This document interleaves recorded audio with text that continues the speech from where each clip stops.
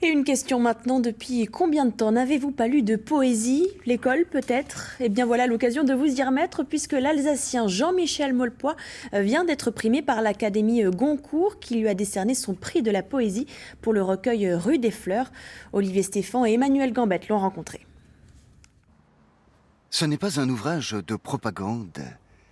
D'ailleurs, du petit livre rouge maoïste, il n'a que la couleur du titre. Rue des Fleurs. Et pourtant, ce recueil montre la révolution des sens, dont les mots sont capables, lorsqu'il s'agit de poésie.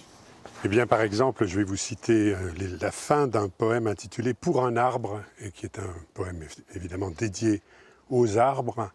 Il se termine par 2 vers, les voici. « Au cri terrible que tu pousses, l'oiseau se tait, que reste-t-il du vent après la hache ?» Alors ces 2 vers peuvent sembler une énigme. En vérité, ils évoquent le moment où l'on coupe un arbre et le silence qui se fait, et le vent semble lui-même avoir disparu. Que reste-t-il du vent après la hache?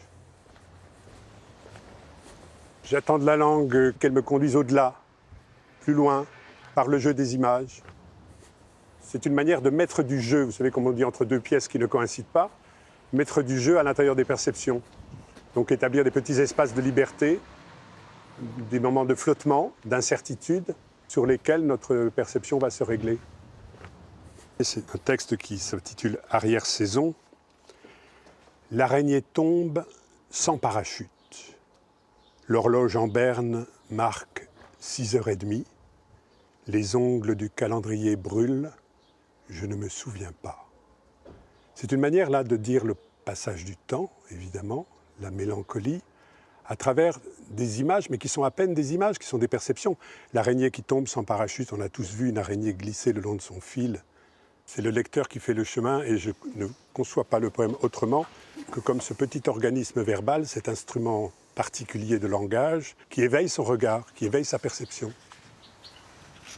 Des mots simples. Les simples, c'est aussi le nom des plantes qui guérissent. Et les mots peuvent avoir cette valeur quand ils sont précisément employés sans trop de fioritures, sans trop de complications. Cette valeur de guérir, de faire du bien à ceux qui les lisent, par exemple. Le temps est au cœur de mon travail. C'est de plus en plus quelque chose qui m'effraie, en se projetant dans le futur et en se disant combien de temps encore. État des lieux, le poème ne distrait somme toute qu'une part raisonnable de la vie. Nos amours restent silencieuses, le réel me pousse dans le dos. C'est un petit livre, 79 pages numérotées, qu'en athlète du Verbe, Jean-Michel Molpoy transmet. Temps et mots s'y sont comptés. C'est un passage de témoin.